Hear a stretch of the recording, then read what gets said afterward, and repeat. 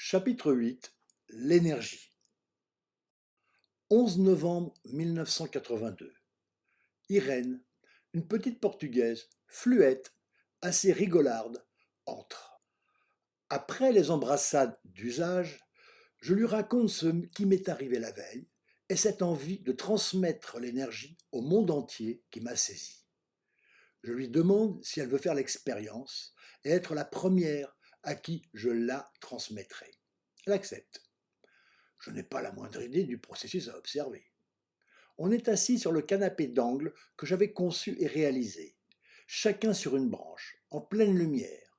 Les mots et les gestes m'arrivent avec sûreté, comme si j'avais fait ça toute ma vie, alors que je suis en train de le découvrir au moment où ça se fait. Donne-moi tes mains et ferme les yeux.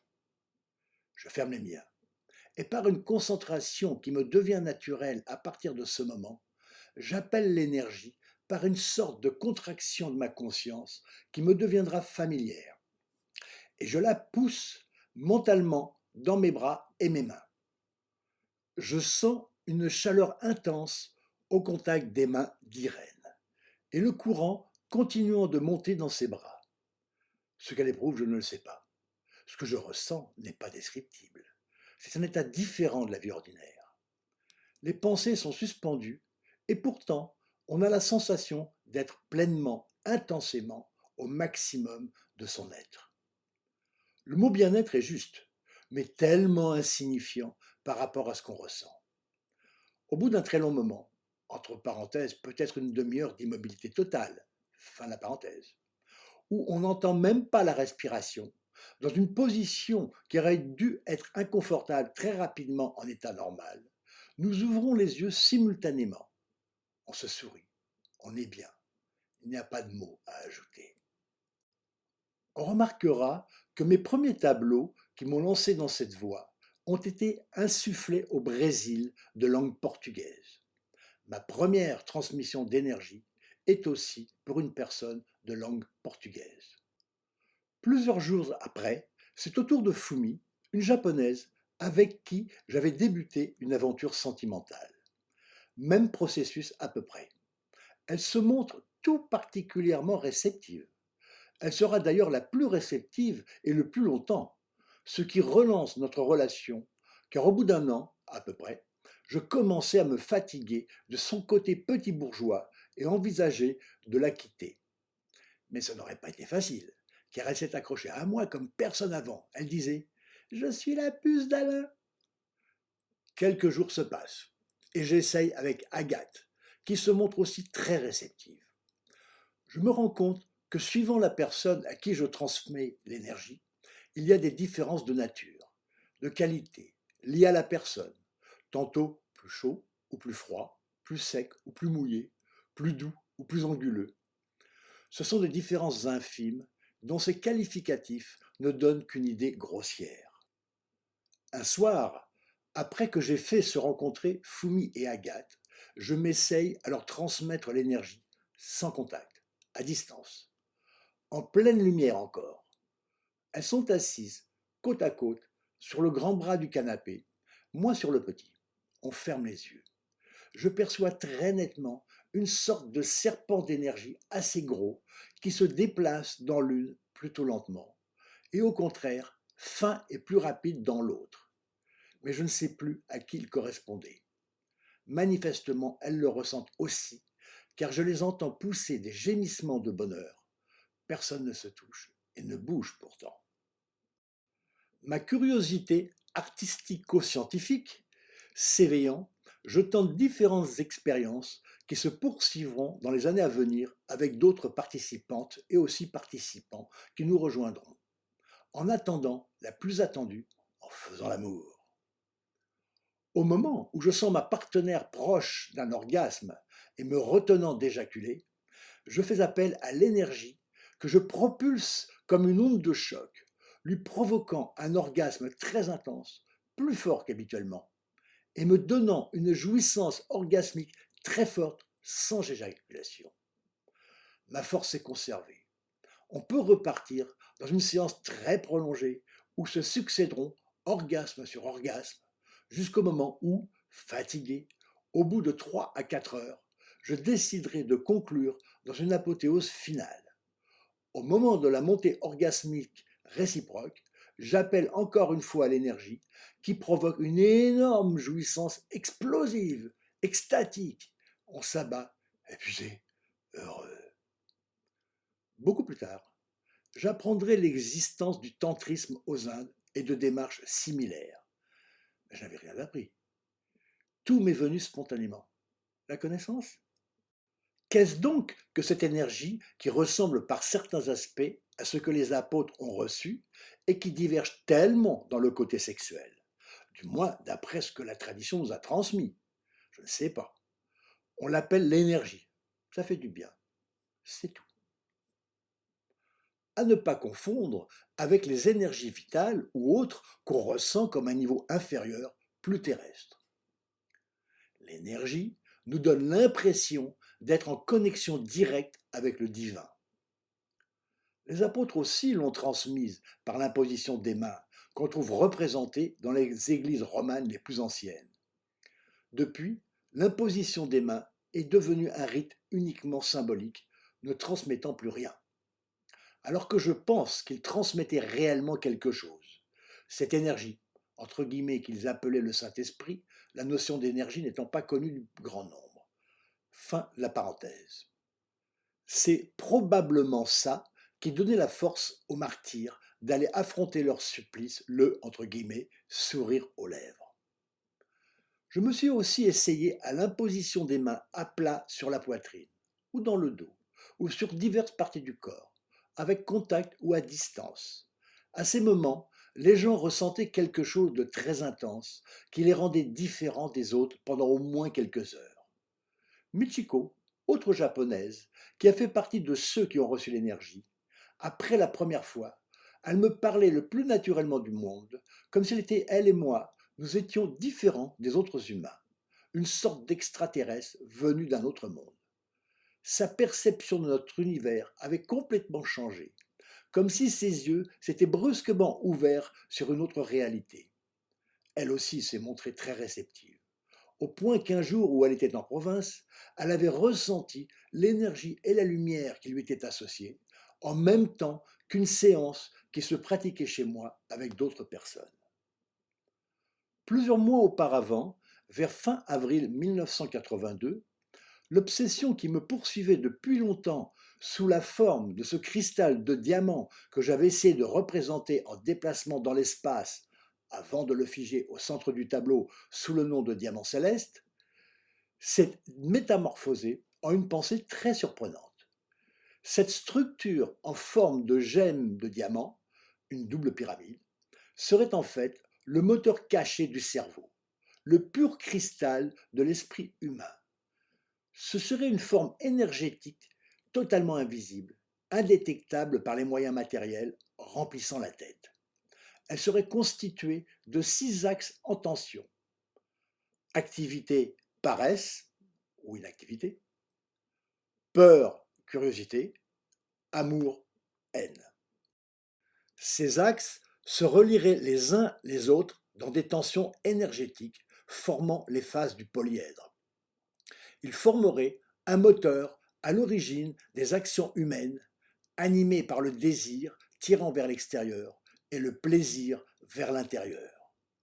Ces lignes se croiseraient au centre de l'oubli qui correspondrait au centre du plaisir du cerveau. Ce serait aussi la porte de contact, de transmission avec un autre monde, le monde divin. Bien sûr, il ne s'agit peut-être que d'une vision d'artiste, mais allez savoir. Et pourquoi cette idée m'a-t-elle envahi avec une telle force? 8 septembre 1982. Le texte qui suit vient de jaillir de mon esprit. L'esprit ne connaît pas les limites du temps et de l'espace qui ne sont assujettis qu'au monde de la matière. C'est pourquoi, en naissant dans la matière, l'esprit, confronté à ces deux phénomènes nouveaux pour lui, a peur devant le vertige qui le saisit à chaque fois qu'il pense à l'éternité et à l'infini. D'ailleurs, comment pourrait-il le comprendre, lui qui vient d'un monde où ces concepts n'existent pas? Or, un animal qui a peur devient méchant, comme l'homme. Un Animé par l'esprit, était l'animal qui avait le plus peur, il est devenu le plus méchant. Il avait le plus peur non seulement parce qu'il avait la conscience de l'éternité et de l'infini, ce que n'ont pas les animaux, mais aussi la conscience du beau, plus exactement la conscience du laid, ce qui lui provoquait les peurs les plus quotidiennes. Comme de plus, il avait l'intelligence, il a cherché à ne plus avoir peur, non pas seulement en fuyant devant un danger, ni en combattant un ennemi comme les autres animaux, mais en cherchant toujours et toujours à ne plus avoir peur, donc à comprendre ce que sont les deux éléments principaux, l'infini et l'éternité, et surtout à découvrir de plus en plus la beauté. 14 janvier 1983. Fumi, après avoir reçu l'énergie, me dit qu'elle a eu une vision, sa première vision. 2 triangles dessinés en bleu, l'un vers le haut, l'autre vers le bas et reliés par la base. Ils sont légèrement décalés et leur sommet est relié par une ligne bleue verticale. Moi, j'ai la vision d'une grande croix verte avec des carrés en losange aux extrémités. Elle est symétrique et entourée d'une sorte de halo. J'ai aussi la vision très forte d'un anneau doré vers l'intérieur et orangé sur l'extérieur. Beaucoup de visions de ce type suivront avec des variantes de couleurs et souvent une boule dorée ou bleue au centre d'où apparaît une croix de temps en temps. Fumi a une autre vision ce soir-là. 8 carrés les uns dans les autres, dans un dégradé allant d'un bleu clair à pourpre vers le centre qui est presque noir. Attention, le noir des visions n'a rien à voir avec le noir terrestre. Si on tente de l'analyser comme je le ferai au fil des années, on constate qu'il est formé d'une vibration de bleu foncé, rostyrien, entre parenthèses ou indien. Or, d'autres peut-être, toutes ces couleurs n'étant que des approximations. Il ne m'a jamais été possible de reproduire les couleurs des visions avec exactitude. D'autant que dans la vue ordinaire, on est séparé de l'objet qu'on contemple, alors que la vision est une sorte de prolongement de nous-mêmes. Par ailleurs, il est extrêmement difficile de garder en mémoire les détails de ces perceptions. Si on tente de se concentrer, donc de penser, pour les mémoriser, elles ont tendance à s'effacer. D'autres visions suivront les jours suivants. Une autre, le 24 janvier, représente une croix bleue de cobalt claire avec le centre presque blanc, entourée d'un dégradé bleu de céruléum léger, donnant une impression de profondeur. Elle est toujours le pur symbole mathématique, géométrique, symétrique, jamais avec la branche du bas plus longue, représentant l'instrument de torture célébré par les chrétiens. La dernière de cette période représente un pentagone lumineux bleu, grisé sur ses bords externes et foncé vers le centre. Il est inscrit dans une autre 3 fois plus grande. Les arêtes qui les joignent sont fortement marquées avec une autre ligne reliant les milieux de chaque figure. De temps en temps, quand j'étais seul, je faisais une petite séance de méditation assis en tailleur dans le noir au milieu du séjour. Ce jour-là, plongé dans la non-pensée, je vois surgir un serpent gigantesque qui ouvre une gueule démesurée, plus grande que moi, avec des crocs prêts à me happer et m'engloutir. Au premier instant, je sens la peur m'envahir. Je suis seul. Il n'y a aucune échappatoire possible. Mais au lieu de céder à la panique, la solution me vient à l'esprit et je pense fortement. Je t'ai reconnu. Je t'aime. Immédiatement, le serpent disparaît et je me sens catapulté vers une explosion de lumière extatique qui se transforme en béatitude. Je sens d'instinct ce qu'il faut faire, comme si j'avais ce savoir en moi et qu'il réapparaît au moment nécessaire. Alors, qui ai-je reconnu? Dieu, bien sûr. C'est ce que j'ai ressenti avec force. En raison des traditions bibliques de la Genèse, certains diraient que c'était le diable. Ce n'est qu'une explication trop enfantine, trop matérialiste, trop proche de l'humain ordinaire. Il y a un autre niveau de compréhension qui lui est supérieur. Dans mes diverses visions et perceptions, j'avais appris qu'il n'y a qu'un seul être dans tout l'univers, visible et invisible, qu'il s'est transformé pour des raisons qui me sont apparues plus tard et que j'expliquerai plus loin. Nous ne sommes que des parties de lui-même. Nous n'en avons pas conscience dans la vie ordinaire. Et c'est même difficile à admettre. Mais comme disait un célèbre humoriste Fernand Reynaud, c'est étudié pour.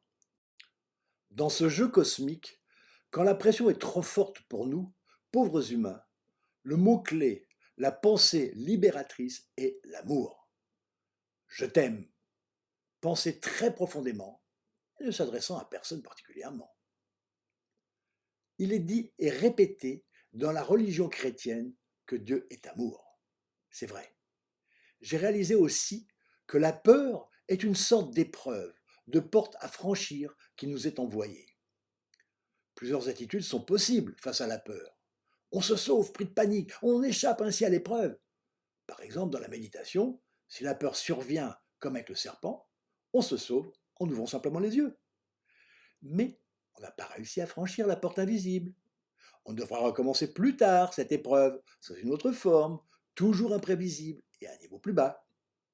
Si au contraire, faisant front, conforté par l'idée que ce n'est qu'une apparence, on la chasse, non seulement on est récompensé comme je l'ai été, mais on franchit en plus la porte et accède à un niveau de conscience plus élevé. Ainsi, de porte en porte, on élargit et agrandit son niveau de conscience pour se rapprocher du but. On sait très bien que les personnes qui ont subi de grandes épreuves dans la vie, avec la peur et l'angoisse qui les accompagnent, et qui ont réussi à y faire face et les surmonter, en sont sorties grandies et plus heureuses. Pour ma part, tous les matins, avant le petit déjeuner, et le midi, avant le repas, je ferme les yeux quelques instants, me concentre, plonge brièvement dans la lumière et la non-pensée. Si je suis dans une période difficile, je dis mentalement une seule phrase, je t'aime, que je répète 3 fois pour lui donner plus de puissance. Si la période est très difficile, je rajoute de l'aide, je t'en supplie. Et l'aide arrive toujours sous la forme la plus inattendue. Mais je préfère ne rien dire et m'enfoncer le plus possible dans la non-pensée, beaucoup plus efficace. Les musulmans disent d'ailleurs à juste titre que ce n'est pas la peine de demander quelque chose à Dieu, puisqu'il sait mieux que nous ce dont on a besoin. En tout cas, je déconseille les prières, trop longues, trop terre-à-terre, qu'on répète machinalement en se laissant bercer par la musique des mots. Une bonne concentration profonde, sans mots, sans pensée, même courte, mais le plus intense possible et beaucoup plus efficace. Avec ce qui m'arrivait, plus divers phénomènes l'accompagnant, comme parfois une vision des choses auréolée de lumière, des personnes rencontrées me parlèrent de la Kundalini. D'après les hindouistes, ce serait un serpent, entre guillemets, d'énergie vitale, levé à la base de la colonne vertébrale, enroulée sur elle-même et faisant 3 tours et demi. Il faudrait, par de longs et difficiles exercices de yoga, entre parenthèses, yoga signifiant union, ferme fin de parenthèse, couplé à un régime strictement végétarien, éveiller cette Kundalini et lui faire monter la colonne vertébrale en passant à travers un certain nombre de centres d'énergie appelés chakras qu'il faudrait ouvrir, entre guillemets, par des exercices appropriés pour arriver au dernier chakra du lotus au sommet de la tête et accéder au baiser de Shiva, entre guillemets, de l'illumination contemplative. Tout ceci devant se passer sous le contrôle d'un maître, un gourou, à qui, suivant la tradition indienne, on doit une obéissance absolue. Autrefois même, les gourous avaient un droit de vie et de mort sur leurs disciples. Ces mêmes personnes me dirent qu'il pourrait arriver que cette Kundalini se réveille spontanément et que c'était très dangereux, sans spécifier la nature de ce danger. Qu'il fallait alors impérativement trouver un gourou qui puisse me guider, en passant bien évidemment par tous les échelons d'une hiérarchie. Elles tentèrent de m'entraîner dans diverses sectes indiennes, autres que celles de Guru Maharaji. J'y allais par curiosité et souci d'information. Je dégustais de délicieux petits gâteaux accompagnés de thé à la cardamone. Mais leur gentillesse n'était pas suffisante pour me convaincre de leur utilité. S'il m'arrivait d'évoquer ce qui m'arrivait, il était manifestement dépassé, d'autant que les phénomènes se passaient d'une manière inverse. Au lieu de sentir une énergie qui monte, je la sentais descendre du sommet de la tête sans rencontrer aucun chakra. Et ensuite, je la faisais monter et descendre comme on joue au yo-yo. En plus, je la transmettais à d'autres personnes qui n'avaient suivi aucune préparation. Plus tard, je saurais aussi faire des appels à base de la colonne vertébrale sans jamais percevoir ces fameux centres d'énergie. D'ailleurs, quand on consulte des ouvrages des différents courants religieux qui évoquent et même dessinent ces chakras, les représentations et leur nombre varient. Je ne suis pas non plus végétarien, même si je mange très peu de viande rouge et aime beaucoup les fruits et légumes. Moïse, Jésus et Mahomet n'étaient pas végétariens non plus que je sache. Un jour, un livre m'arrive dans les mains au bon moment comme toujours. Il est intitulé Kundalini. Il raconte à la première personne l'aventure qui est arrivée à l'auteur. Il est indien, d'une famille très religieuse et pratiquante, qu'on aurait cru préparée à ce qui allait suivre. Il vit aux Indes et approche la trentaine quand la Kundalini s'éveille. Ceci se passe dans les années de 1930 à 1950, c'est-à-dire bien avant que les sectes hindouistes et bouddhistes déferlent sur le monde occidental avec toutes leurs adaptations à la culture du business. Il décrit des phénomènes du même genre que ce qui m'est arrivé, mais avec une intensité beaucoup plus grande et des inconvénients que je n'ai pas subis. Tantôt n'avait plus faim et ne mangeait plus, nourri apparemment par cette force. Tantôt, au contraire, il ne pouvait pas s'empêcher de tout dévorer, alors qu'il y avait la guerre et qu'il n'arrivait déjà presque pas à nourrir sa famille. J'ai ressenti aussi ces phénomènes, mais beaucoup plus légèrement. Il voit les maisons, les objets auréolés de lumière argentée. Je les perçus aussi, mais très faiblement. Il alterne des périodes de bonheur extraordinaire avec des souffrances considérables que je n'ai pas connues. À un moment, il évoque la montée de la Kundalini dans sa colonne vertébrale. Elle peut se faire de deux façons, soit en un seul courant d'énergie qui monte en ondulant exactement comme le représente le caducée des pharmaciens autour de l'axe principal, ou scindé en deux courants chauds et froids comme le caducée des médecins. En fait, ces caducées, dont l'Occident a oublié la signification, sont des planches d'anatomie énergétique. L'axe principal passe dans la moelle épinière de la colonne vertébrale. Les Indiens l'appellent la Sushumna. Les deux courants sont appelés Ida et Pingala. Je ne sais plus lequel est chaud et solaire et l'autre froid et lunaire. L'auteur écrit qu'à des montées où l'énergie froide domine, il grelotte et il gèle jusqu'à ce que ça se passe. D'autres fois, il souffre d'une chaleur infernale qui le brûle quand c'est le courant chaud. Je suis frappé en lisant ce texte que pas un instant il ne pense à la clé de ses difficultés. Pas un instant il ne pense ni ne fait appel à Dieu, ce qui aurait eu pour effet de faire disparaître dans l'instant ses effets néfastes.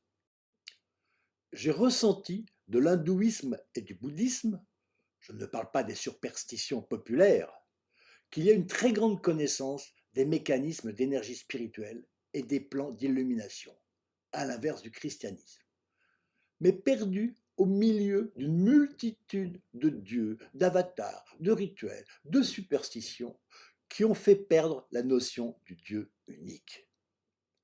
Ce monsieur dit comme moi qu'il n'a jamais rencontré de chakra, et il va jusqu'à écrire qu'il met sérieusement en doute leur existence même. Je ne vais pas jusque-là, je ne connais pas tout. Je sais simplement que j'en ai jamais vu, ni perçu, et qu'il n'est pas indispensable de les ouvrir entre guillemets pour accéder à des plans d'illumination élevés, ni d'être végétarien. Une différence notable entre nos deux expériences. Il ne parle jamais de transmettre cette énergie à qui que ce soit. Il ne ressent jamais la nécessité, comme je l'ai ressenti après que la flamme blanche au bord bleuté m'ait pénétré par la tête. Très ennuyé par ce qu'il endurait, il parcourut toute l'Inde pour essayer de rencontrer quelqu'un qui saurait quoi faire pour l'aider. Il rapporte qu'il rencontra de nombreux sages, ascètes ou gourous, et qu'aucun n'avait connu un éveil de la Kundalini, accidentelle ou provoquée, dont ils parlaient pourtant avec tant d'aplomb à leurs disciples. D'autres personnes arrivèrent à qui je transmis l'énergie. La première fois seul à seul, et si c'était concluant, on se retrouvait en petits groupes. On s'asseyait en cercle, en se tenant par la main et dans le noir, ou au moins une grande pénombre. La plupart du temps, il ne se passait rien de particulier que cette sensation bienfaisante de sentir l'énergie nous pénétrer et circuler de main en main. On a eu aussi des expériences étonnantes. À des moments, on se sentait entre guillemets transféré dans la conscience d'un animal. Comme je n'ai pas noté ces moments, je me ne souviens que de quelques-uns. Une fois, je me suis retrouvé dans la peau d'un âne, mais pas avec ma conscience d'âne. J'étais un âne. Entre parenthèses, certains seront peut-être d'accord. Fin de la parenthèse. Et c'était normal et banal d'être un âne, avec une fonction et une perception d'âne. Une autre fois, je fus un insecte volant, peut-être une abeille, sans en éprouver une surprise. J'étais abeille, un point c'est tout. J'ai aussi été asticot, sans aucun réflexe de répulsion. Je voyais la fonction indispensable de nettoyeur de la planète que j'accomplissais sans état d'âme. Je me suis aussi perçu félin, sans savoir lequel, grimpant une branche. Une autre fois, j'étais un aigle. Dans toutes ces expériences, plus ou moins fugitives, je n'avais aucune mémoire ni réaction d'être humain. Je n'étais plus Alain, mais l'être investi. Ai-je été tout ça dans d'autres vies? Ou n'était-ce qu'une expérimentation qui m'a été envoyée pour que je sente ce que c'est d'être dans la peau d'animaux sur lesquels on projette des sentiments qui n'ont rien à voir avec ce qu'ils éprouvent? Je n'ai jamais pu déterminer qui pouvait ou ne pouvait pas percevoir l'énergie. Aucun critère n'est apparu. Mes anciennes amies, comme Paula et Marie que je voyais de temps en temps, se sont montrées totalement réfractaires. À des moments, le silence de ces réunions était rompu par des gémissements pouvant s'élever jusqu'à des cris libérateurs et orgasmiques sans que personne ne bouge. Une fois, il y eut une tension très forte et soudain, Agathe poussa un grand cri et tomba à la renverse. Simultanément, je sentis une montée qui fit entrer ma conscience dans un noir profond, au centre duquel il y avait un point lumineux qui grandit, en m'envahissant complètement. Au centre de cette lumière, il y eut un point noir qui grandit à son tour, jusqu'à tout envahir, et encore un point lumineux au centre, dans un noir encore plus profond.